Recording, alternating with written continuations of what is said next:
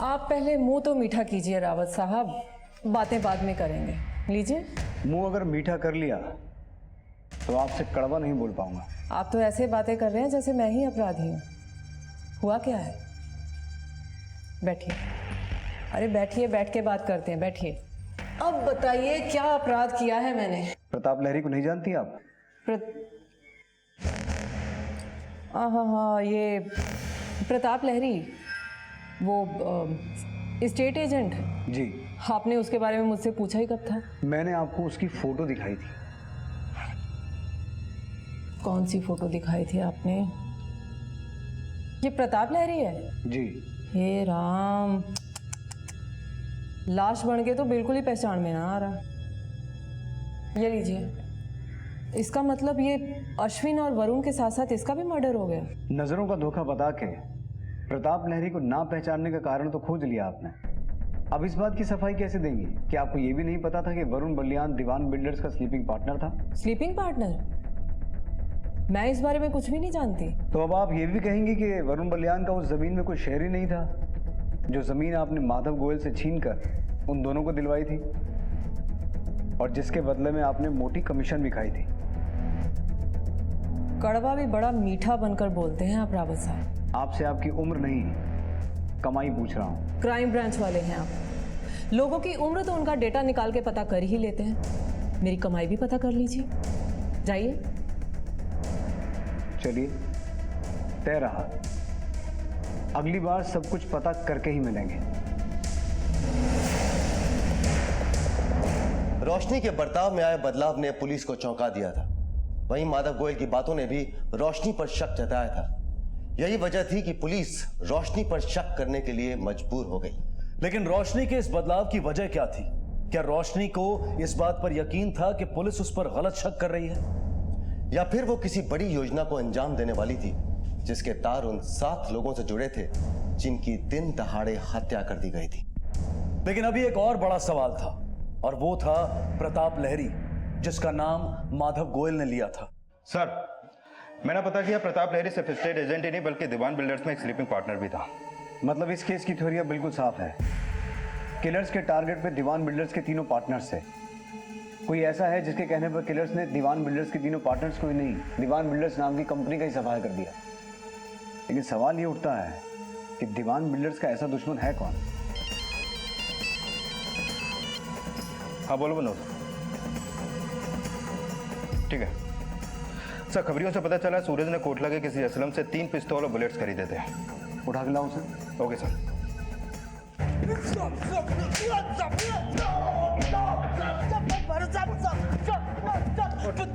मैं बताता हूँ साहब, मैं बताता हूँ।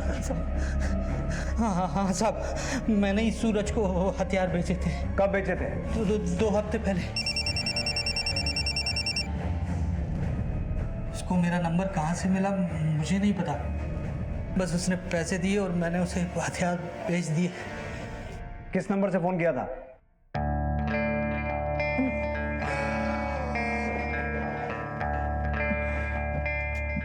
खूबसूरत हो, फिर भी तुम्हारे पति ने तुमसे डिवोर्स क्यों ले लिया?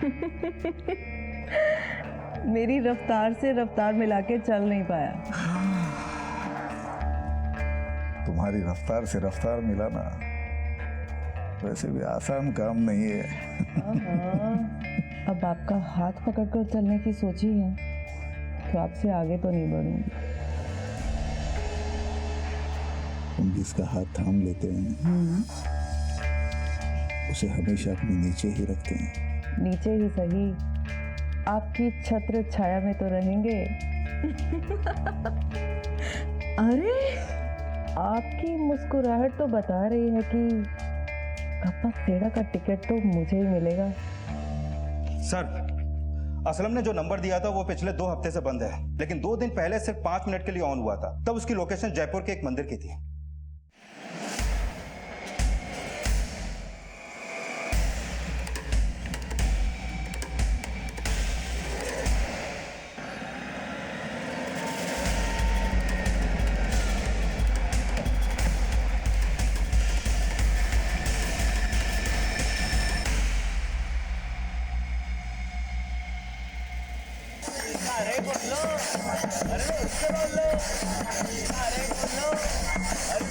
हाँ सर, ये दोनों इसी मंदिर में 2 दिन पहले सत्संग करे थे, लेकिन इसके साथ एक और भी लड़का था। अरे एक बार पैसे मिल जावे फिर देख लेंगे क्या करना है। पर पिस्सो मिलेगा कब? अरे सवेरे तक इंतजार कर ले, मिल जाएगा। खुश?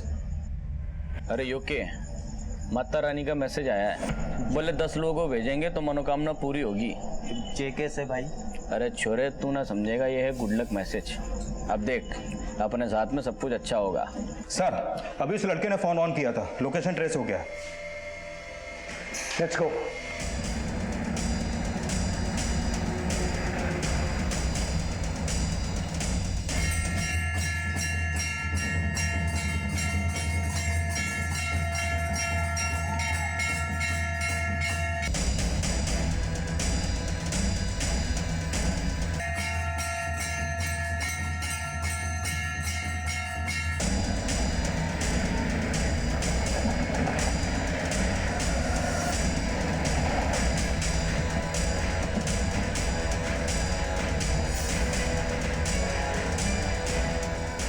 उन लोगों के पास गन्स हैं, लेकिन मंदिर है, जब तक मैं ना कहूं तो गोली नहीं चलाएगा। सर,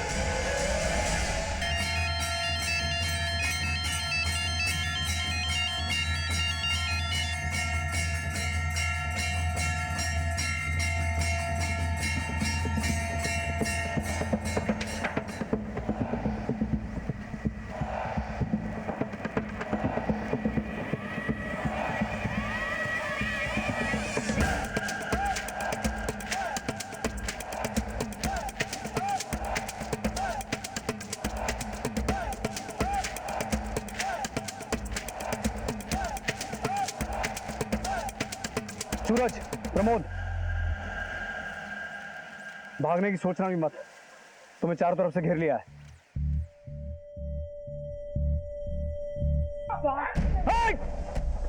बी केयरफुल, उनके पास बंदूकें हैं।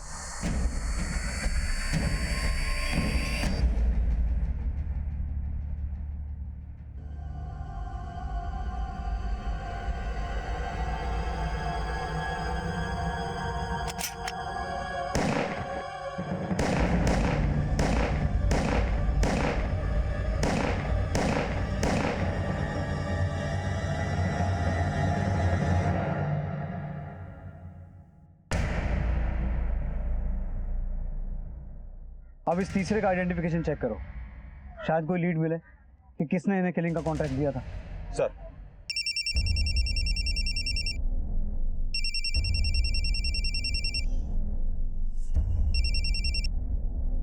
तो नेताजी, हो गया टिकटों का बंटवारा? अभी बात नहीं कर सकता, बिजी हूँ। आप जैसे गिरगिटों को ना रोज अपनी उंगलियों पे नचाती हूँ मैं। फोन रख, आज के बाद फोन मत करना। फोन तो अब आप खुद करेंगे नेताजी, मेरा एक मैसेज मिलने की देर है बस।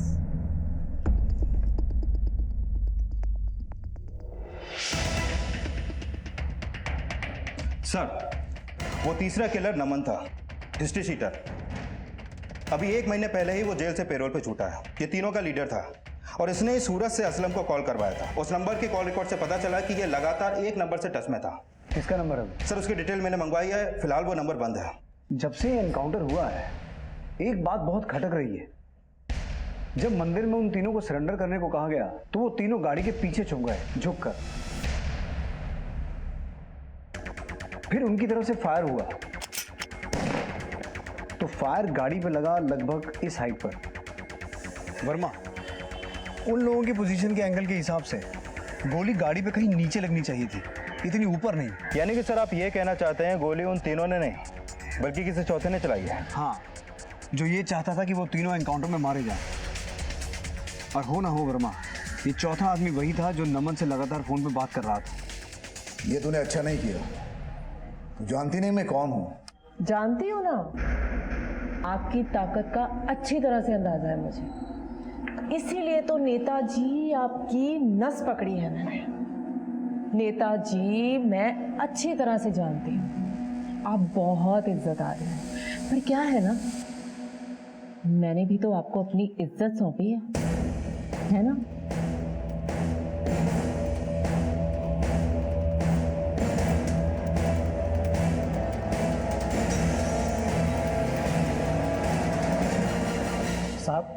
यही हो रही है।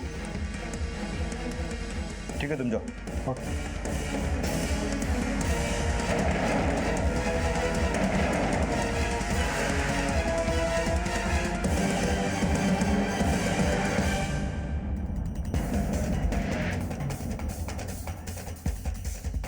ये मेरी खुशकिस्मती है कि पार्टी आला कमान ने मुझे इस काबिल समझा। मीडिया के जरिए मैं देश की जनता और अपनी पार्टी को यही विश्वास दिलाना चाहती हूँ कि मैं सबकी अपेक्षाओं पर खरी उतरूंगी। धन्यवाद।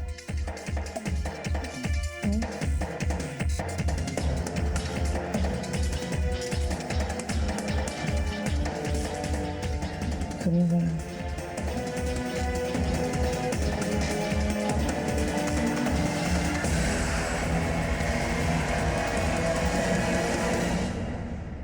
नहीं, देखो तुम्हें टिकट चाहिए थी, वो दे दी। अब और कुछ नहीं कर सकता। मदद तो तुम्हें करनी पड़ेगी मेरी, वरना तुम जानते हो मैं क्या कर सकती हूँ तुम्हारे साथ, जानते हो तुम। अब कुछ नहीं कर पाओगी। तुम्हारा भाई विक्रम गिरफ्तार हो गया है और तुम्हारा भी पर्दाफाश हो गया है। ये क्या कह रहे हैं आप? तुम्हारे खिलाफ अरेस्ट वारंट है हमारे पास, रोशनी चौटाला। मशहूर अभिनेता राजीव खंडेलवाल। राजीव, क्राइम पेट्रोल में आपका बहुत बहुत स्वागत है। Thank you so much Anoop. मुझे बहुत खुशी कि आज मैं इस शो पर हूँ, क्योंकि मैं जानता हूँ इस शो को पूरा हिंदुस्तान देखता है और इस शो ने हमारे देश में एक जागरूकता पैदा कर दी। I am really happy to be here. Crime patrol dial 100 के दिल्ली स्पेशल में आज का केस है दिल्ली में घटे एक ऐसे नरसंहार का, जहां चंद ही मिनटों में 7 लोगों को मौत के घाट उतार दिया गया। एक आम इंसान की जिंदगी का एक आम दिन, जब वो अपने परिवार के साथ कुछ खुशी के पल बिताने के लिए घर से बाहर निकलता है, तो वो इस बात से पूरी तरह से अनजान होता है कि उसे आज मौत का सामना करना पड़ेगा।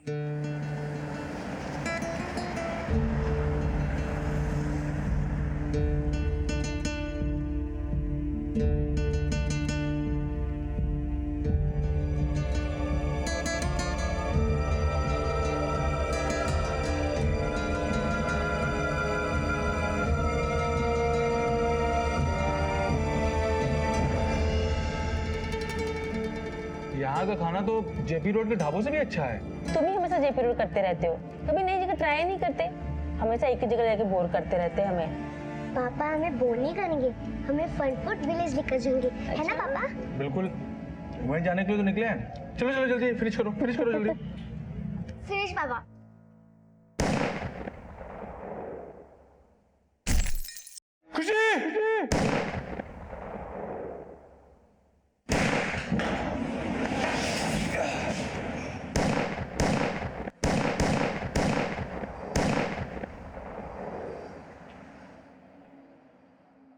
कुछ ही पलों में रविन का हंसता खेलता परिवार मौत की आगोश में चला गया।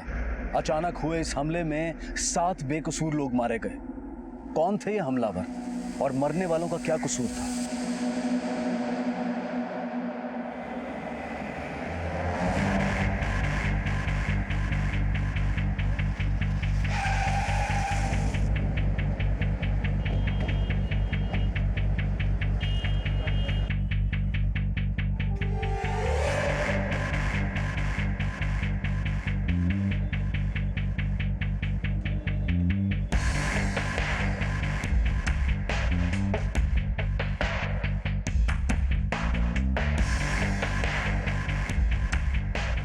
बॉडीज को पोस्टमार्टम के लिए भेजो, इन्हें आइडेंटिफाई करवाओ और इनकी फैमिलीज को इन्फॉर्म करो। सर,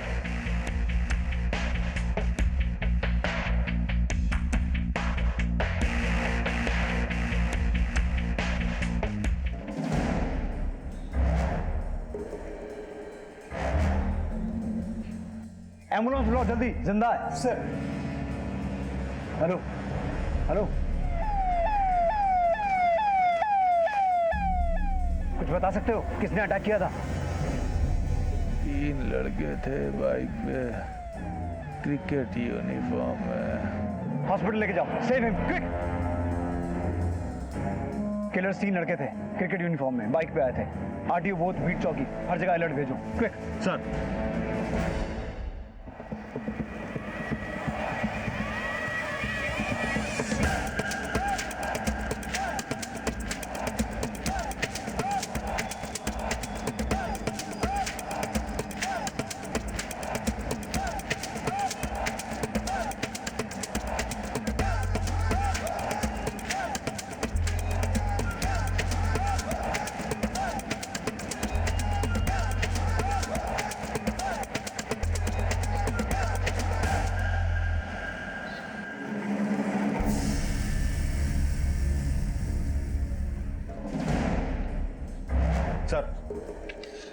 उन लोगों की लिस्ट है जो हादसे में मारे गए, और इस आदमी का नाम रविन खन्ना है। इसके साथ इसकी बीवी और बेटी भी थी। विकासपुरी का रहने वाला है, फैमिली में और कोई भी नहीं है सर। इस फैमिली के अलावा ये जो लोग हैं ये कौन है? सर ढाबे के 2 वेटर्स के अलावा 3 लोग और थे जो खन्ना फैमिली के आगे वाले टेबल पर बैठे थे। पहला अश्विन दीवान बिल्डर्स का मालिक, दूसरा वरुण बलियान सोशल वर्कर, लेकिन सर तीसरे की बॉडी आइडेंटिफाई नहीं हुई है। वरुण बलियान, ये नाम कुछ सुना सुना सा लग रहा है। सर ये एकता पार्टी के प्रदेश अध्यक्ष धीरेन बलियान का छोटा भाई है। तो कहीं इन मर्डर्स के पीछे कोई पॉलिटिकल कनेक्शन तो नहीं है, या फिर कोई लैंड माफिया गैंग है? सर मुझे लग रहा है किलर्स के टारगेट पे वरुण, अश्विन या फिर उस तीसरे आदमी में से कोई एक है, या फिर ये तीनों। लेकिन फायरिंग में खन्ना फैमिली और ढाबे के लोग भी शिकार हुए। वर्मा, टारगेट पे खन्ना फैमिली भी हो सकती है।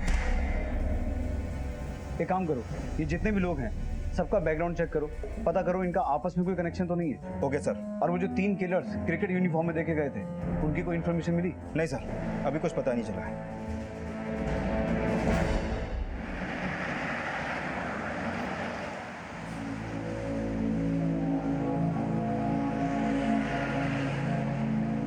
पवन तनय संकट हरन मंगल मूर्ति रूप, राम लखन सीता सहित हृदय बसौ सुरभूप। रे बोलो रामचंद्र की जय। रे भाई जय तो बोल दो। जय। सूरज, ये थरा यार तो जमा पड़ा है। अरे बोलो तो भैया, अभी छोरे को ठर्रा पिला के गरम कर दे। अच्छा ला दिखाटे। अरे सुबह हंसता खेलता निकला था, वो अब नहीं रहा। ये सुन के धक्का सा लग रहा है। आपके भाई वरुण के साथ दीवान बिल्डर्स के मालिक अश्विन दीवान और एक तीसरे आदमी की भी लाश मिली है। ये है वो। आप पहचानते हैं इसे? ये कौन है और इन तीनों का आपस में क्या कनेक्शन है? मुझे नहीं पता ये कौन है। और अश्विन दीवान? देखिए, वरुण तो समाज सेवक था, एक एनजीओ चलाता था, रोजाना कई लोगों से मिलना जुलना था उसका। मुझे पता नहीं ये दोनों उस वक्त वरुण के साथ क्यों थे। हमें पता चला है कि किलर्स 3 लड़के थे क्रिकेट यूनिफॉर्म में। तो आपको क्या लगता है वरुण के एनजीओ में ऐसा कोई है? नहीं, वरुण के एनजीओ में ऐसा कोई नहीं हो सकता। वरुण लाला अमरनाथ कॉलेज का ट्रस्टी था। तो उस कॉलेज का कोई स्टूडेंट जिसकी वरुण से कोई दुश्मनी हो? दुश्मनी तो बलराम यादव निकालना चाहता था वरुण से।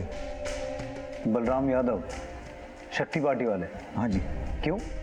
वो वरुण के एनजीओ ने पिछले साल जल विभाग में जो धांधली हुई थी, बलराम यादव ने जो की थी, उसका पर्दाफाश किया था। तब से बलराम यादव की आंखों का कांटा बन गया था वरुण।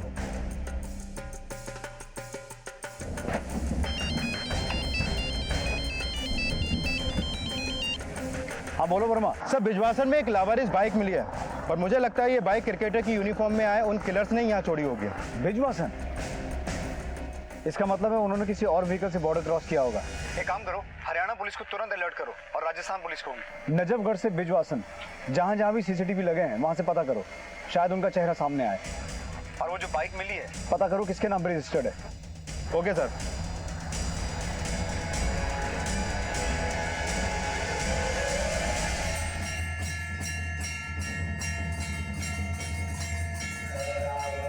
सिर्फ श्रद्धालु लोग रुकते हैं यहाँ पे। छिपड़ेंगे वास्ते इससे अच्छी जगह ना मिलेगी। और वैसे भी अगला सिग्नल मिलने तक हमको यहीं रुकना है। चलो। रावत साहब, जल विभाग स्कैम में हाईकोर्ट ने तो मुझे 2 महीने पहले ही क्लीन चिट दे दी। लेकिन हो सकता है वरुण से अभी भी कोई रंजिश। धीरेन आपको गुमराह कर रहा है। वो मुझे बदनाम करने के बहाने ढूंढते रहता है, इसलिए अपने भाई का मर्डर भी वो मुझसे जोड़ रहा है। सच तो ये है कि स्कैम का फेक वीडियो भी धीरेन बलियान का ही षड्यंत्र था।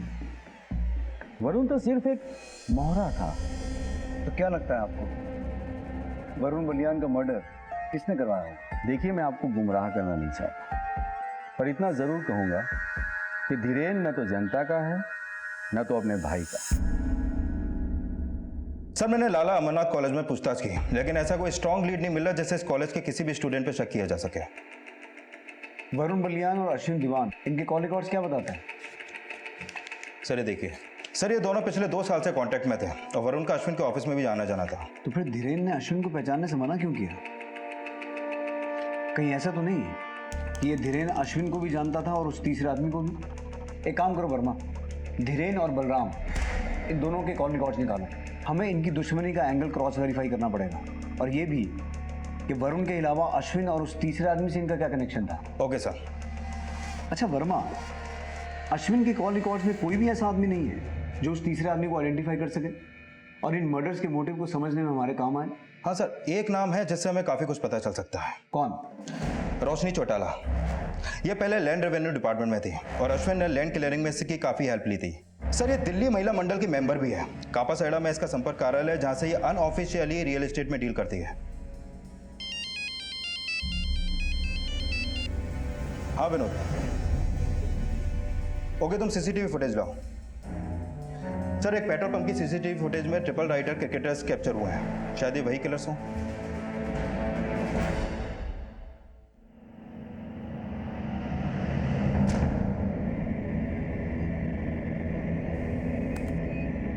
सर यही तीनों लड़के हैं।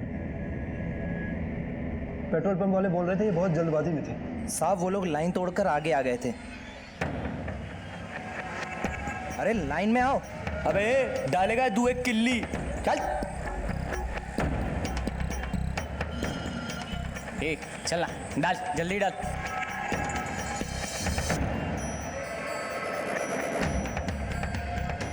आंधी की तरह आए और तूफान की तरह चले गए। रविन खन्ना के बयान और इन तीनों के बिहेवियर से तो ये लगता है कि किलर्स यही होंगे, लेकिन सीसीटीवी की इस एंगल से इनका चेहरा ठीक से दिखाई नहीं दे रहा। सर मैंने पेट्रोल पंप वाले से इनका हुलिया जानने की कोशिश की। उन्होंने कैप और चश्मा पहन रखा था, इसलिए वो पहचान नहीं सका। लेकिन उसका कहना था कि उनकी यूनिफॉर्म बिल्कुल नहीं थी, जैसे शोरूम से वो पहन के निकले हो।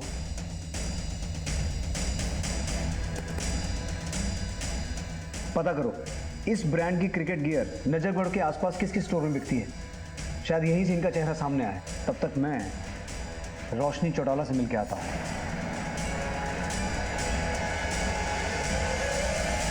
क्या अग्रवाल साहब, 20 करोड़ की एग्रीकल्चर लैंड खरीद के 50 करोड़ की इंडस्ट्री लगाएंगे और लैंड क्लियरिंग के लिए 40 लाख भी नहीं दे सकते? हद करते हो। लेकिन 40 थोड़ा ज्यादा है, थोड़ा कुछ कम। ज्यादा दोगे तभी तो जादू होगा। और वैसे भी ये 40 लाख आगे चल के आपके ही तो काम आने वाले हैं। भाई विधानसभा चुनाव जीतकर आप जैसे लोगों की तो सेवा करनी है कि नहीं? सो तो है। एक मिनट। हाँ बोल। रावत, ठीक है भेज दे भीतर। ज्यादा मत सोचिए अग्रवाल साहब, पैसा भेज दीजिए, काम हो जाएगा। ठीक है, भिजवा देता हूँ। ये हुई ना बात।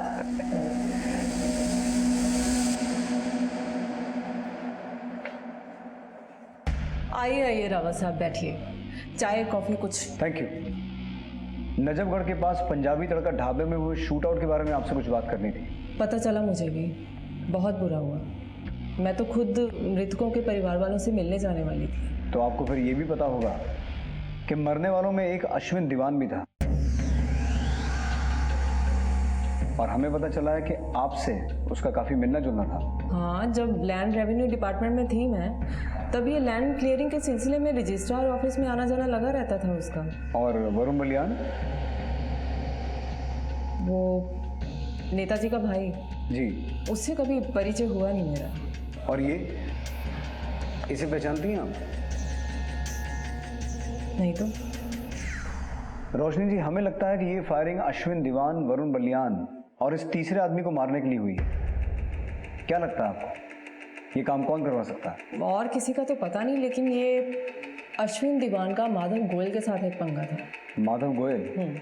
कैसा पंगा? देखिए रावत साहब, जब ये आउटर दिल्ली बसनी शुरू हुई थी तब सबसे ज़्यादा चांदी वहाँ के किसान जिम्मेदारों की हुई थी, और ये अश्विन दीवान उसी किसान परिवार से था। लेकिन इसके बाप दादा ने माधव गोयल से कर्जा लेके रखा था, इसीलिए वो ज़मीन की power of attorney Madhav Goyal के नाम पर थी। तो जब ये अश्विन की विधवा माँ की मौत हुई तो माधव गोयल ने वो ज़मीन किसी इंडस्ट्रियलिस्ट को बेच दी थी, और फिर अश्विन गोयल ने उसी ज़मीन पर अपना क्लेम कर दिया। फैसला किसान के हक में गया। इसी के चलते ये माधव गोयल का करोड़ों कमाने का जो सपना था धराशायी हो गया था, और ये अश्विन दीवान उसी ज़मीन के पैसों से मोटा बिल्डर बन गया था।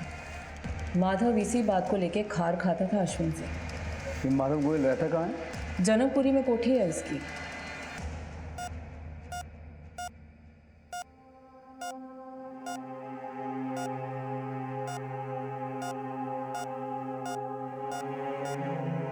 एक तरफ इस घटना का इकलौता चश्मदीद गवाह और विक्टिम रविन जिंदगी और मौत से जूझ रहा था, वहीं दूसरी ओर शक की सुई चारों ओर घूम रही थी। सब एक दूसरे पर शक जता रहे थे, लेकिन पुलिस के हाथ अभी कोई अहम सुराग नहीं लगा था। 7 लोगों को बेरहमी से मौत के घाट उतारने वाले वो 3 लोग अब भी पुलिस की गिरफ्त से बहुत दूर थे। लेकिन इसी दौरान पुलिस के हाथ उन 3 बाइक सवार हमलावरों के बारे में एक क्लू लगा।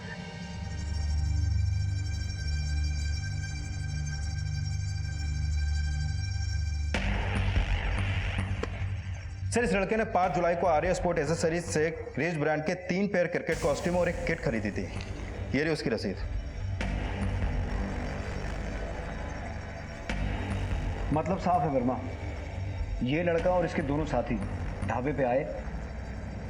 एक टेबल पे अश्विन, वरुण और वो तीसरा आदमी बैठे हुए थे।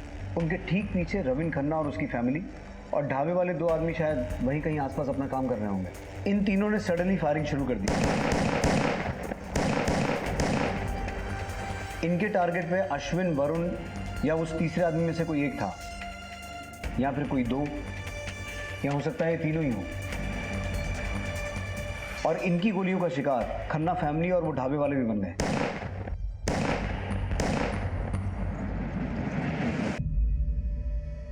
इस लड़के की फोटो सभी थानों में भिजवाओ और पता करो इसका कोई क्रिमिनल बैकग्राउंड तो नहीं है। सर। हाँ बोलो। सर, माधव गोयल के घर पे ताला लगा है और उसका फोन भी स्विच ऑफ है। पड़ोसियों से पूछताछ की तो पता चला मर्डर्स के पिछली रात से ही वो गायब है। ठीक है, माधव गोयल हत्या वाले दिन से गायब है। इसका मतलब रोशनी चौटाला का शक सही था। सर, उसने अश्विन दीवान के मर्डर का शक तो माधव गोयल पर जताया है, पर वरुण बलियान और उस तीसरे शख्स के मर्डर का इसमें क्या तार जुड़ा हो सकता है? अब ये सारे तार तो तभी जुड़ेंगे वर्मा, जब ये तीनों लड़के हमारे हाथ लगेंगे। के बोलो, जोर से बोलो, के बोलो, जय माता दी। अरे भाई जोर से तो बोल दे। अरे के जोर से बोलूं यार, भूख लगी से। चल ले ढाबा भाई खाना खाने। भंडारा चालू होगा सत्संग के बाद, तब ठूस लेना जितना खाना है। भूख लगी है। अरे जोर से बोलो, जय माता दी। सारे बोलो, जय माता दी। के बोलो। सर, माधव गोयल पिछले 15 साल से रियल एस्टेट में डील कर रहा था और 1 महीने पहले अश्विन दीवान और इसके बीच एक लैंड डिस्प्यूट को लेकर केस चल रहा था। लेकिन सर, माधव गोयल का कोई क्रिमिनल बैकग्राउंड नहीं है और इसकी फोन लोकेशन के हिसाब से भी इसका नजफगढ़ में भी आना जाना नहीं था। इसके business areas Palam, Delhi cantt, Nangarh, Janakpuri और लाजवंती गार्डन है। वरुण बलियान और बलराम यादव से इसका कोई कनेक्शन? नहीं सर, ऐसा कुछ सामने नहीं आया है। एक बात बहुत खटक रही है। धीरेन ने वरुण की हत्या का शक बलराम यादव पे जताया, लेकिन अश्विन और उस तीसरे आदमी के बारे में कुछ नहीं बोला। वहीं रोशनी ने अश्विन की हत्या का शक माधव गोयल पे जताया, लेकिन वरुण और उस तीसरे आदमी के बारे में कुछ नहीं बोली। और इन दोनों के सस्पेक्ट एक उत्तर तो दूसरा दक्षिण। कहीं ऐसा तो नहीं कि रोशनी और धीरेन की दिशाएं मिली हों और ये दोनों मिलकर हमें भटका रहे हैं? सर, मुझे लग रहा है जब तक वरुण और अश्विन के साथ आया तीसरा आदमी आइडेंटिफाई नहीं होगा, तब तक ये केस भूल भुलैया में अटका रहेगा। भूल भुलैया में फंसकर ही पजल सॉल्व होते हैं वर्मा, और ये हमें भटकाने वाले जिस दिन हमारे जाल में फंसेंगे ना, इन्हें जेल में सांप सीढ़ी खेलना भी नसीब नहीं होगा। सर, डॉक्टर का फोन आया था, रविन खन्ना खतरे से बाहर है। अब हम मिल सकते हैं। Let's go. अब तक जितने भी नाम और सुराग सामने आए थे, वो इस सामूहिक हत्याकांड को कोई भी दिशा नहीं दे पा रहे थे। लेकिन पुलिस की उम्मीद तब जागी जब रविन को होश आया। सर, मैं बड़ी मुश्किल से अपनी फैमिली के लिए वक्त निकाल पाता हूँ। उस दिन हम लोग हफ्तों बाद घूमने के लिए निकले थे। मैंने सोचा था कि आज अमृता और खुशी की सारी शिकायत दूर कर दूंगा, हम लोग खूब एंजॉय करेंगे। लेकिन जब हम लोग खाना खा रहे थे तभी वहां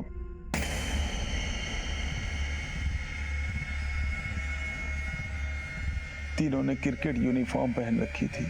उनमें से एक ने आकर हमारे सामने वाले टेबल पर किसी का नाम पूछा। अश्विन दीवान? मैं हूं। तू कौन?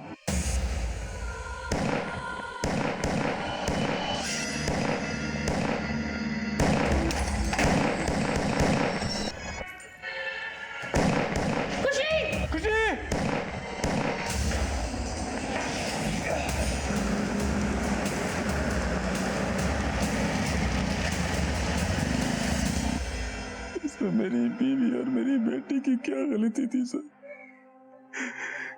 जो उनके साथ। देखिए, आपने जो खोया है उसकी भरपाई कोई नहीं कर सकता, लेकिन हम आपको भरोसा दिलाते हैं कि वो अपराधी बहुत जल्दी जेल में होंगे, ताकि और कोई परिवार उनके अपराध का शिकार ना बन सके। वो जो 3 लड़के थे, उनमें से एक ये भी था क्या?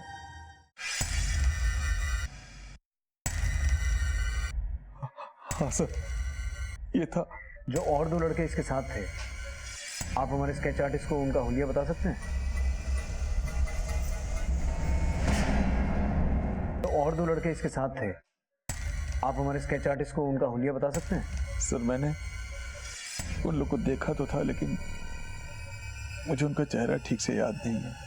लेकिन हाँ, उसके बारे में बता सकता हूँ, जो टेबल के पास आया था।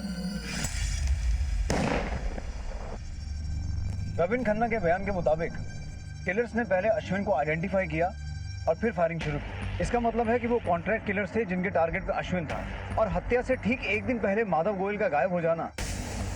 इससे तो यही थ्योरी सामने आती है वर्मा, कि माधव गोयल ने ही उन किलर्स को हायर किया था। लेकिन सर, क्रिमिनल्स डेटा में इस लड़के का कोई क्रिमिनल रिकॉर्ड नहीं है जिसने क्रिकेट यूनिफॉर्म खरीदी थी, और जिस बाइक से वो आए थे वो चोरी की थी। जैसे ही दूसरे लड़के का स्केच तैयार हो, उसकी हिस्ट्री निकालो, या दूसरे से कुछ सामने आएगा। सर, मुझे लगता है इन किलर्स तक पहुंचने के लिए हमें मीडिया की हेल्प लेनी चाहिए। एक काम करो, एक प्रेस नोट जारी करो। Okay sir.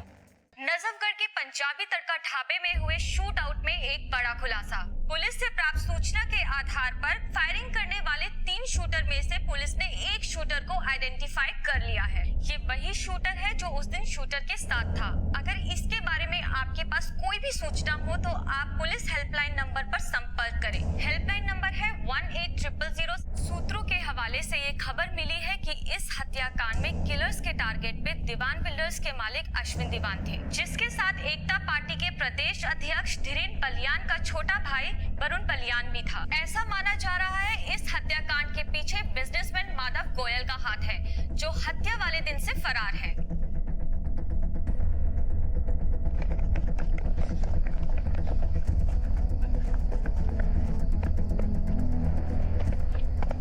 निकाल फटाफट, चल चल निकाल।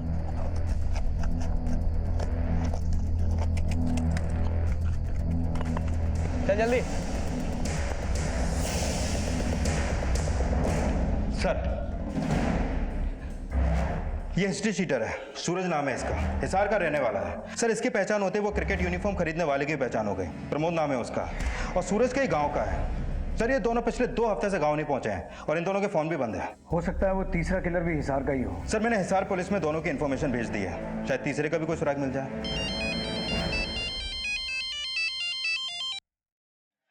हेलो, माधव गोयल बोल रहा हूँ। माधव गोयल, कहाँ हो? दर दर की ठोकरें खा रहा हूँ रावत साहब। तो पुलिस स्टेशन आ जाओ, तुम्हें मालपुए खिलाएंगे। जरूर आ जाता रावत साहब, लेकिन मुझे फरार अपराधी बताकर आपने खुद ही मेरे पांव बांध दिए हैं। रावत साहब, ये रोशनी चौटाला 1 नंबर की झूठी औरत है। उसने आपको ये तो बता दिया कि अश्विन के साथ मेरी कहा सुनी हुई थी, लेकिन ये नहीं बताया कि वरुण बलियान दीवान बिल्डर्स में स्लीपिंग पार्टनर था। उन दोनों ने मुझे मिलकर चीट किया और उनकी मदद की इस रोशनी ने। तो तुम ये कहना चाहते हो कि ये मर्डर्स तुमने नहीं करवाए? बिल्कुल नहीं। अब प्रताप लहरी को ढूंढिए, वो भी गायब है। कौन प्रताप लहरी?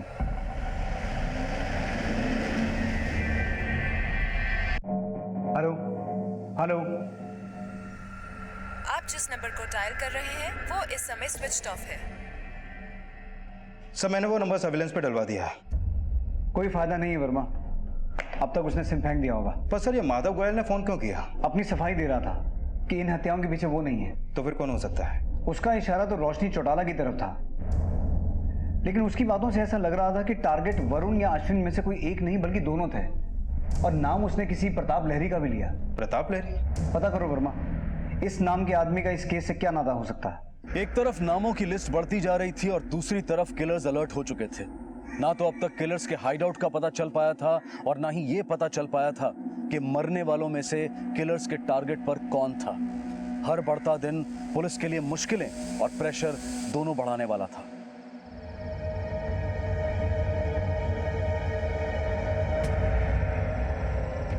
काका। हाँ बोलो, क्या बात है? काका हम लोग फाड़ना से आए हैं, यहाँ रुकने की जगह मिल जाती तो। जगह तो खाली नहीं है, लेकिन अगर तुम लोग ठहरना ही चाहते हो तो मंदिर के बरामदे में जाकर सो जाओ। लेकिन इस बात का ख्याल रहे, सुबह होने से पहले आरती जो होती है ना, उससे पहले निकल जाना। जी मेहरबानी।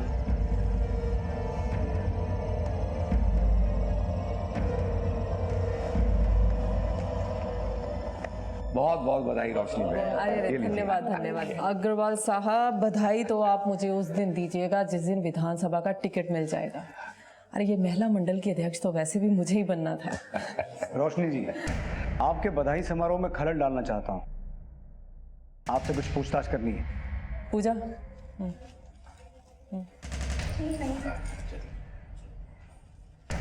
वैसे तो तेरी जबान बड़ी तेज चलती थी, आज अगर ताला लगाएगी तो ताला तोड़ना पड़ेगा। मैंने ही मारा है तीनों को। कमीनों ने धोखा दिया था मुझे। ये माधव गोयल की डील को इलीगल साबित करने के लिए एड़ी चोटी का जोर लगा दिया था मैंने। और इन तीनों ने 50 लाख की कमीशन अटका दी थी मेरी वजह से ही वो 25 करोड़ की जमीन तुम लोगों को माधव गोयल का 40 लाख का कर्जा देके मिली थी। अश्विन, मैं कहती हूँ कमीशन दे मेरी, कमीशन दे मेरी, नहीं तो क्या उंच पाड़े की मारी। देख अश्विन, मेरे से बात कर। पहले अश्विन अकेला था, अब दीवान बिल्डर्स मेरा भी है। और जिन रजिस्ट्रार के तलवे चाट कर तो इसका काम करती थी ना, अब वो खुद हाथ जोड़कर मेरा काम करेंगे। धीरन बलिया का भाई हूं मैं, तेरे जैसे दल्लों की जरूरत ना हमको। दल्ला नहीं, दल्ली है भाई। भाई लेकिन पिछला काम तो इसी ने करवाया था, दे दो पैसे। पैसे चाहिए तने, चल दे देंगे। अरे जैसे रजिस्ट्रार को दिखाती थी वैसा ही थोड़ा मटका झटका। हाथ कैसे लगाया तूने? ज्यादा बिजली ना चमका। जब मैं ठोकम पट्टी पे आ गया ना तो महिला मंडल में भी दुखड़ा ना रो पाएगी। कसम तो मैंने उसी दिन खा ली थी कि इन तीनों को मारकर दीवान बिल्डर्स का नामो निशान मिटा दूंगी मैं। बस फिर जब विक्रम जेल से आया तो उसके साथ मिलकर मैंने इन तीनों को मारने की प्लानिंग की थी। और नमन विक्रम को जेल में ही मिला था और मुझसे विक्रम ने कहा था कि इन तीनों को हम नहीं मारेंगे, नमन से मरवाएंगे। इसीलिए सबसे पहले पैरोल पर मैंने नमन को छुड़वाया और फिर नमन ने हिसार से अपने बाकी के वो जो दो साथी थे उनको बुलाया। बस अब किसी भी तरह करके उन तीनों को मुझे किसी ऐसी जगह पे बुलाना था जहां उन तीनों को एक साथ मार सकूं। इसीलिए सबसे पहले मैंने प्रताप लहरी को मिलने के लिए बुलाया। देख प्रताप, अपना पिछला कमीशन तो मैं भूल चुकी हूँ, लेकिन फिलहाल मेरे पास एक सौदा है जिसे तुम तीनों के अलावा कोई और खरीदने की हिम्मत नहीं कर सकता। कहाँ का सौदा है? तुम बस इतना जान लो कि 50 करोड़ की जमीन तुम लोगों को 10 करोड़ में मिल जाएगी। सौदा मैं तभी बताऊंगी जब इस बार मेरा पूरा का पूरा कमीशन तुम लोग पहले दोगे, एडवांस में। बोल। डन। और वो बेवकूफ बड़ी आसानी से फंस गया मेरे झांसे में। फिर उसने वरुण और अश्विन को फोन लगाया और ये तीनों एक साथ मुझसे मिलने के लिए तैयार हो गए।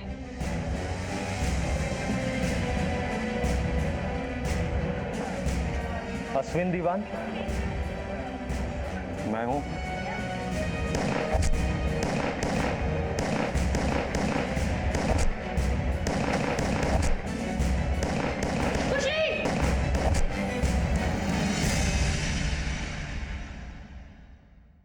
नजफगढ़ का पंजाबी तड़का ढाबा शूट आउट के सभी आरोपी पकड़ लिए गए हैं। महिला मंडल की अध्यक्षा रोशनी चौटाला मुख्य आरोपी है। सोमवार को पुलिस कोर्ट में चार्जशीट दायर करेगी।